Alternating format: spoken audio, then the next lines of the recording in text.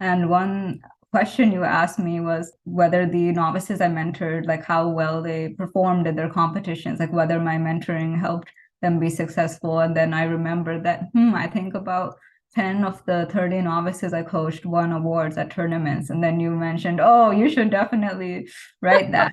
That's Yeah, that significant. was probably a moment where I was like, you need to include that.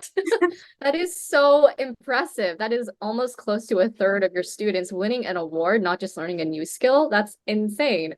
But yes, don't undersell yourself.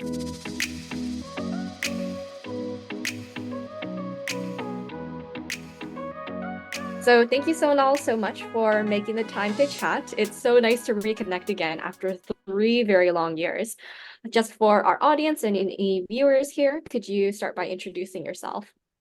Of course. So I'm a third year linguistics and computer science major at UCLA. And before moving to LA for college, I grew up in Seattle and went to high school there.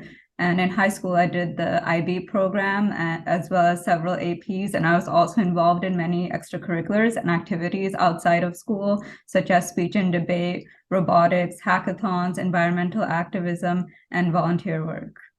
And I also helped found a nonprofit organization for providing computer science opportunities to middle and high schoolers around the world. That is amazing and very incredible too. So going back 3 or 4 years, could you walk me through what your college application process was like? Like when did you start? How did you build your college list? Walk me through the whole journey. Of course. So I started filling out the Common App, like the basic information, about May of my junior year. And I also created an initial list of colleges that I was interested in then. And it was quite a long list, like at least 30, maybe even 40 colleges. Like it was just an initial list of everything that I'm interested in. And then during the summer, in addition to working on my Common App essay and doing SAT prep, I also really focused on narrowing down that college list. So I attended many different information sessions and webinars to find out more about each of these colleges and took notes. And I also did some research on some important criteria, such as whether my AP or IB credits would be accepted, what the curriculum looks like for the major I'm interested in, and what types of majors and minors are offered at the school. So after that, that really helped narrow down the list. And then I split the list into safeties, targets, and reaches. And for each of these categories, I considered several factors, such as the acceptance rate of the school and the middle 50% SAT range. And then during the early in my senior year, that's when I wrote my supplemental essays.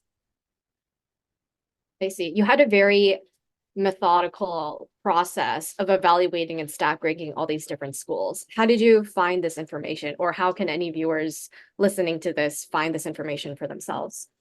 So the biggest thing I'd say that really helped me stay organized with keeping all this information was an Excel spreadsheet that I created with many different factors, like very comprehensive, which included everything from middle SAT score range, median GPA, the deadlines for both EA and RD, the types of supplemental essays that are required, the letter of recommendation that are required, and other application materials. Also, what majors and minors the school has that I'm interested in, whether they accept my AP and IB credits, of course, the cost of attendance of attending the school, and many other factors. And to actually get the information, I mostly just Googled and used the college's actual website, as well as their website for the departments that I was interested in, such as computer science and linguistics. And then I think it's called the Common Data Set or something like that, that has information about the middle 50th SAT score range and what types of criteria the college considers for acceptance. So I found that very helpful too. Makes a lot of sense. How did you pick which college you wanted to apply early for? Part of my spreadsheet, I tracked the types of deadlines that the college had, like in addition to regular decision, if they also had early action. So any school that offered early action, I decided to apply early action for that in order to, well, sometimes they give you a bit of a boost if you apply early action, but also applying early action helped me space out my college applications a lot better. Like I think I applied to 25 total schools. So if I had done regular decision for all of those schools, that would have been pretty difficult because all the deadlines would be probably about like the first week of January. But instead, with early action, I was really able to pace myself out more. Like my first application was due October 15th. And not only did this help with pacing and dividing the work more evenly, but it also kind of helped me figure things out earlier in the process. Like since my first deadline was October 15th, that really made me finalize my extracurricular descriptions for the Common App as well as my Common App essay. And it also gave me food for thought to think about supplemental essays as well. So having early deadlines really helped my process. I would agree. It's always a rush to the finish. And if you need to do 25 for January, that is just more than any one person can handle or even quality control at that. You mentioned that as you did more applications, it seemed like it got easier or faster because you already had some materials prepared. So how long did it take you to prepare your first application, and how much time would you recommend other students give themselves, but as they sort of calculate backwards from what a deadline is? So I would definitely recommend really using the summer to work on your Common App essay. Ideally, make multiple drafts of that. I think I ended up making at least like 5 different versions or something, which I ran by you, and like they kept changing, and like not only the topics but also my approach to writing the essay, like it evolved a lot over time. So I would definitely recommend using the summer to get that started, since the Common App essay is one of the most important parts of your application. And as for supplementals, I would recommend creating a Word document where you copy paste all the supplemental prompts for each university and just read through them and just brainstorm ideas of various topics or themes that you could talk about. Ideally, you should do that in the summer as well. And then once you have these concrete ideas, you can like write your actual supplementals during the school year, like starting in September. And I would also recommend writing the if you can, like writing the descriptions of your extracurricular activities during the summer. But of course, you might not be able to finish that since you might be doing important extracurriculars during the summer that you're not finished with yet, as was the case for me. Yeah, it's always nice to come back to your extracurriculars after you have made some progress on them in the fall to then go back and update. But once you have that template, it makes it a lot easier to do. So in your mind and from your experience, what was the hardest part about college applications? For me, I'd definitely say it was the supplemental essays. As I said, I applied to 25 colleges, so there were many different supplemental prompts across spanning all those different universities. And one of the tips I have for this is to start early. Like I know it's cliche and everyone gives this advice, but it actually is so important, because the earlier you start, the more time you'll give yourself to make revisions and edit your essays and rewrite, like completely trash your idea and rewrite new ones if needed. And that's really what will make your essay sparkle. Whereas if you start late, then you won't really have much time to edit and make multiple drafts of your essays. And then my second tip for that would be definitely to brainstorm a list of certain topics or themes or stories that you can pull from. Like an example for me was, I had one of my stories was how I was interested in computational linguistics and wanted to create an app to help people learn languages through video content by creating accurate machine generated captions and basically just to help people learn languages through this software. And this story, in addition to this, I also had another story about my volunteer work in Ghana and my project of sewing cloth pads to donate to a clinic there. So just having these types of stories in your arsenal can be very helpful, because then you can reuse these throughout for various different supplemental prompts. Because writing a completely different essay for each of the supplementals would not really be feasible. So if you just have some certain stories to pull from, that can significantly make your workload better and make you more efficient in the process. And also it helps to craft a cohesive narrative around yourself, which is another important part of college applications. I would 100% agree. Having that arsenal of stories is also great for your college interview and in the future, any other job interviews you might have as well. Just knowing what stories to bring out that show different strengths that I have. Something that you mentioned was rewriting an essay. So, from my own experience working with many students over the last few years, and from my own experience applying to college, it is not uncommon to write a bad idea just to get started, but then immediately throw it away and come up with something new. And I feel like that can be sort of jarring or disappointing for different people as they go through the process. So how did you navigate those times, and how did you know when to stick with an idea or when to change an idea? Of course, that's a really good question. I think that part of the being successful in the college application process is really having that foresight and willingness to scrap your original ideas and rewrite everything from scratch if needed. And one thing that helped me was doing research on advice that professional college admissions counselors had for writing college essays. Like there were several blogs and websites online that gave tips for what types of stories and what types of writing strategies work well versus which ones don't. And then another part of this is getting plenty of advice from other people, which can include family and friends, but ideally would include like a professional college counselor like yourself. So the advice that you gave me on my essays was crucially important, and just having this combination of reading like resources online and getting advice on your essays from others that can help you decide when you should come up with a different idea for an essay. What are some of the tips or pieces of advice you've either heard from me or read online or heard from friends and family that still might stick with you today?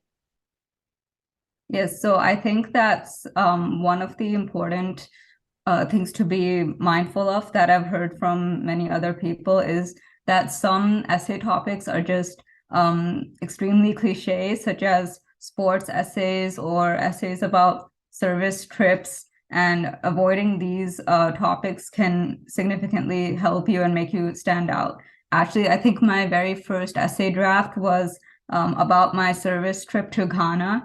I didn't just talk about the service trip, I also talked about the volunteer work I did afterwards. But since service trips are such an overused essay idea, I decided to change that. And I think that this is one of the reasons why it's so important to stay up to date to what advice professional college admissions counselors have, as well as getting advice from friends and family. Because if I didn't do this, then I probably wouldn't have found out that certain essay topics are so cliche.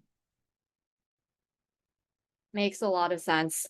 Let's see. Okay, so you got plenty of advice from family, friends, you have your supplementals done. How did you go about writing your Common App essay? You mentioned it was one of the most critical parts of your application, and it's a long essay, 650 words. So how did you do it? And tell me maybe about the different paths you tried taking as you figured out not only your topic, but then your storyline.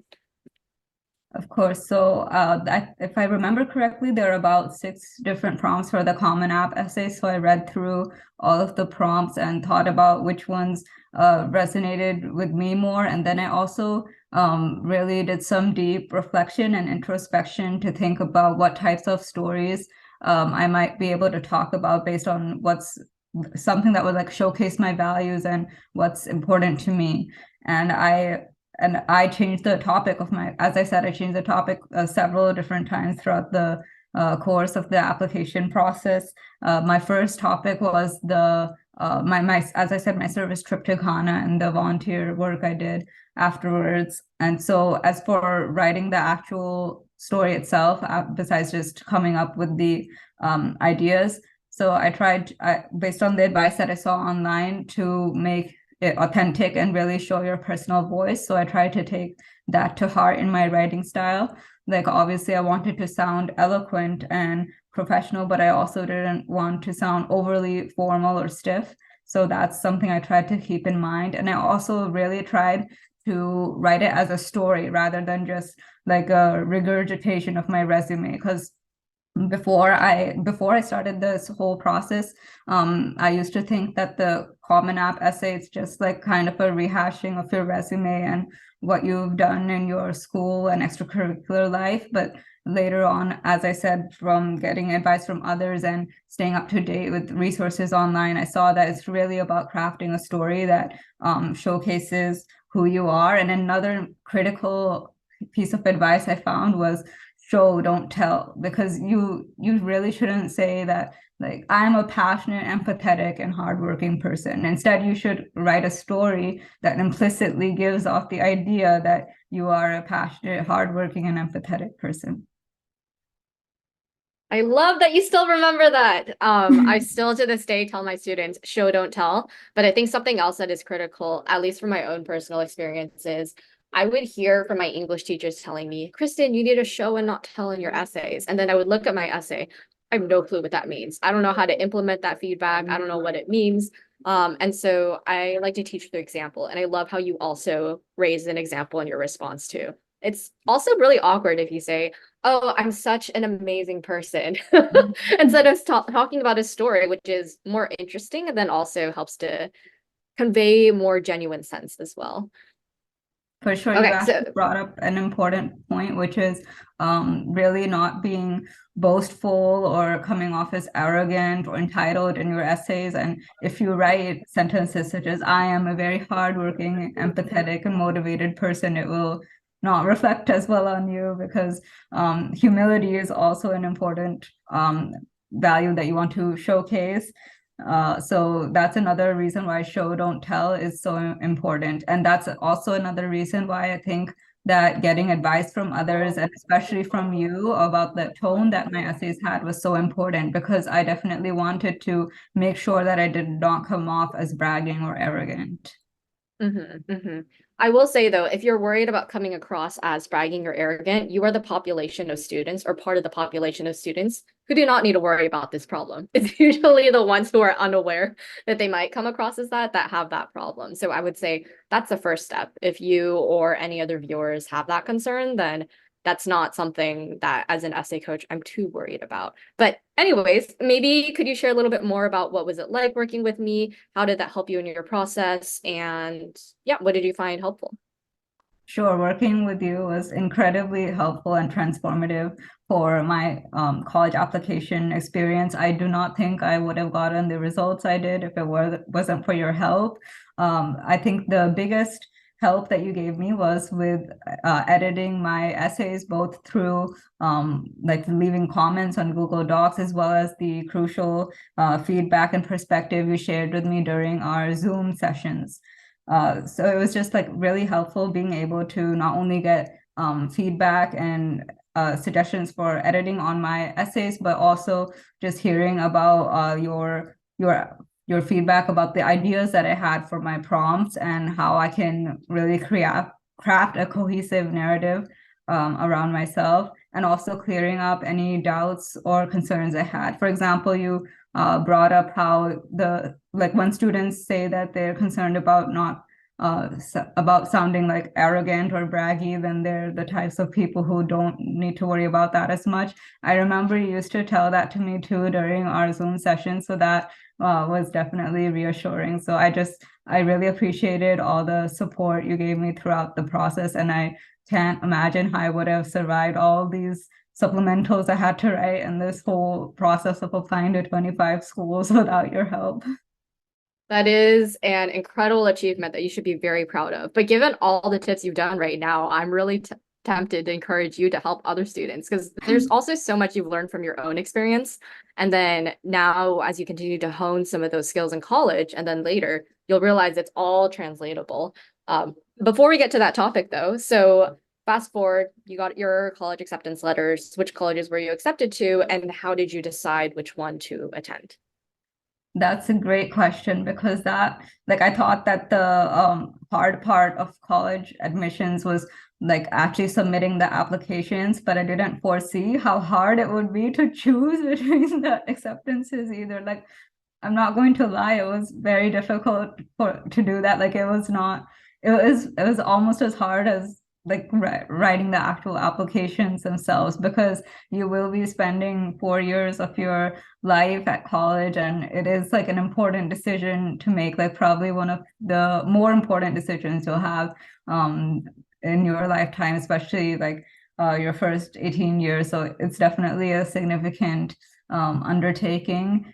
For me, I think I initially created a list of the top 7 or 8 universities of my acceptances that I was most interested in. And then I created a decision-making matrix with a list of criteria that are important to me, such as the quality of the academics, what types of resources the school has, whether the school has many clubs that I would be interested in, how the course catalog is looking, how other students how well other students like their experience there, etc. And then I also assigned a weighting to each of the criteria. Like some of the criteria were a bit more important to me than others, so I used a weighted scale for that. And then I did well, I'd already done some research on the universities, as I mentioned, because I'd created a spreadsheet. So I used some of that information, but then I also conducted more research, such as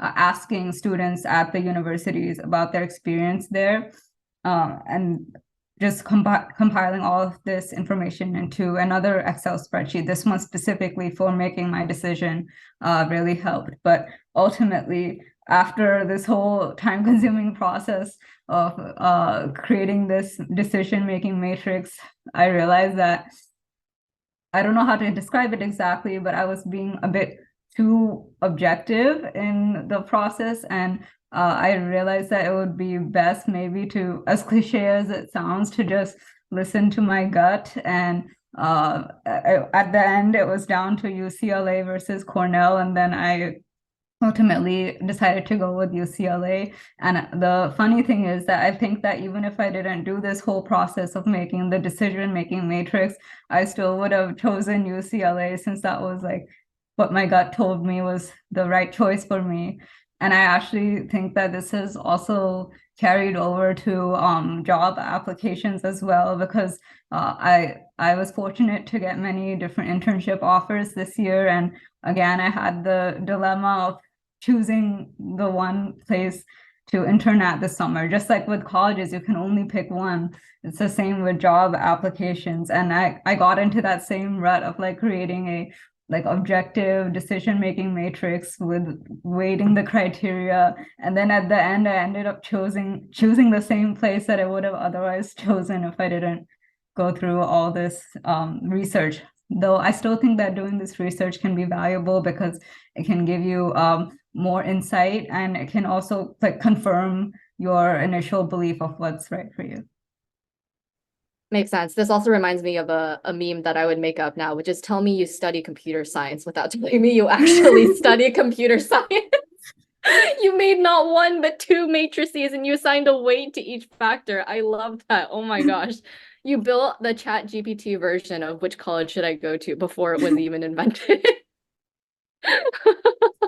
I love that. And also, though, really great takeaway with leaning into your gut. I think that's a good segue to my next question, which is what skills did you gain in the college application process that you found or have found helpful right now? Yes, so I'd say the biggest skill I gained was coming up with some themes or stories to pull from, like having that arsenal, which is very helpful, not just for supplemental essays in the college application process, but also interviews for internships and jobs. Because oftentimes there are like many different interview questions out there that are commonly asked, and coming up with a unique answer for each of them would be kind of unfeasible, just like coming up with a unique essay for each of your supplemental prompts. So if you have a list of themes or stories that you want to emphasize that really showcase your values and what's important to you, that will come in super handy for job interviews. And I think that the reason that I've had success with interviewing this recruiting season was going through the college applications process and knowing how to come up with these stories, especially the idea of show, don't tell. that's very applicable to job interviews as well. Because if you just say that I'm a very hardworking and motivated person and I work well in a team, well, that's not as effective as if you actually provide stories that showcase that. As I would also like come off as a bit arrogant if you just state that. So the same idea carries over to job interviews. And then another thing I found crucially important was really learning how to sell yourself without lying. Like it's a tight balance to tiptoe, because I've talked about not coming across as arrogant, but there's also a flip side of that, which is underselling yourself, which is just as bad, if not worse, because there's so much competition these days, especially like in the application process for colleges, but also for internships and jobs, that if you undersell yourself, then you'll be putting yourself at a significant disadvantage. So, but at the same time, you don't want to lie because that is unethical, obviously. So it's just like a fine line to cross. And I feel like I really learned how to handle that carefully through the college application process. For example, when you're writing your descriptions for your Common App extracurricular section, then you need to provide numbers to showcase your impact, right? And that's one of the skills that I learned from you when you helped me with editing my descriptions. And that carries over perfectly to job applications. And on your resume, you should showcase the impact of what you did rather than just describing your roles and responsibilities. It's the same exact concept as the descriptions for extracurriculars. And at the same time, just like the extracurricular descriptions, you need to be concise on your resume, especially as it's supposed to be limited to one page. So that really transferred over well. And I actually saw the importance of this firsthand, because in my resume last year, it was kind of more describing my roles and responsibilities. But this time I edited it to use the XYZ format, which is a specific format where you include the numbers first, like your impact first in your resume bullet. And when I rewrote my resume in this way, that's when I started really getting more like passing the resume screen and getting a lot more interviews. So I definitely think that the college application process helped in that. Key takeaway, it doesn't end. You think college admissions is hard? You're going to have to apply for internships. You're going to have to apply for jobs. And I was even shocked in my own college experience, where there was a particular college consulting club that required 3 rounds of interviews on top of like a resume review.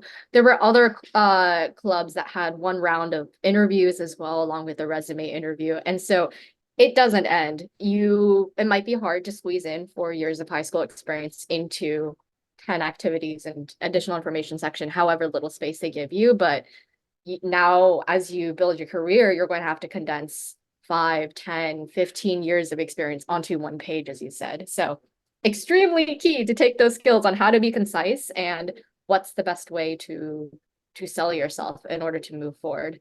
I think your balance of underselling versus overselling is key. Personally, I tend to undersell myself. And so whenever I get a student and I see them underselling themselves on their activity descriptions, that's when I start pulling out like, okay, tell me the numbers. Did you actually build this on your own? Like, you need to showcase that. You put in so much work.